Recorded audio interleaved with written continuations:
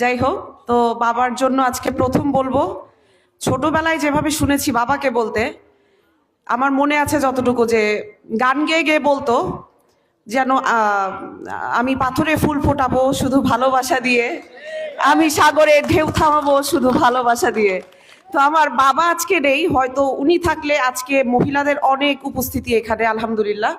সাথে সাথে আমাদের বাবা থাকলে হয়তো বলতেন যে ভাই ও বোনেরা, আমি বলবো না দাদা ও দাদিরা, চাচা ও চাচিরা, সবাইকে আমার অনেক অন্তরের অন্তঃস্থল থেকে শুভেচ্ছা এবং সালাম। তো এই আর কি যে এত এত বেশি মানুষের সামনে কখনো দাঁড়িয়ে কথা বলিনি, এবং কি বলবো কি বলা উচিত সেটাও আসলে খুব ভালো করে জানি না। তো যতটুকুই দেখে দেখে অনুকরণ করলাম আর কি, নকল করতেছি, নকল করে আর কি যতটুকু পারা যায়।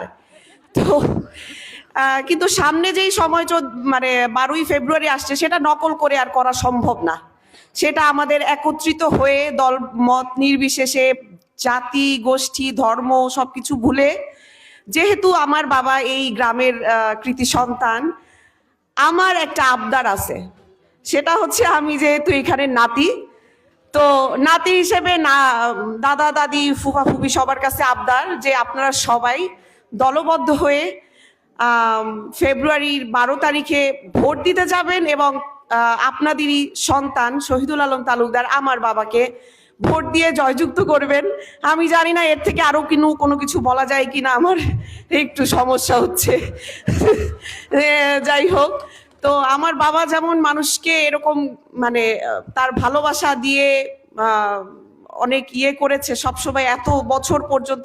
এখন তার জীবনের একটা পর্যায়ে সে এসেছে যখন তার স্বপ্ন, হয়তোবা তার এটাই শেষ স্বপ্ন, এরপরে হয়তোবা সে এভাবে আর শক্তি সমর্থ হয়তো ওইভাবে থাকবে না।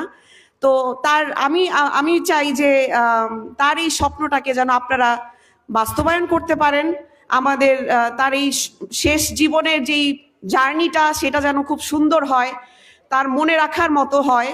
এবং সেইটুকুই বলে আজকে আমি আপনাদের কাছে জাস্ট আবদার করছি যেন আপনারা সবাই ভোট কেন্দ্রে যাবেন, সুষ্ঠুভাবে সুন্দরভাবে আমার বাবাকে ভোট দিয়ে আসবেন, তাকে জয়যুক্ত করবেন, তাকে খুশি রাখবেন।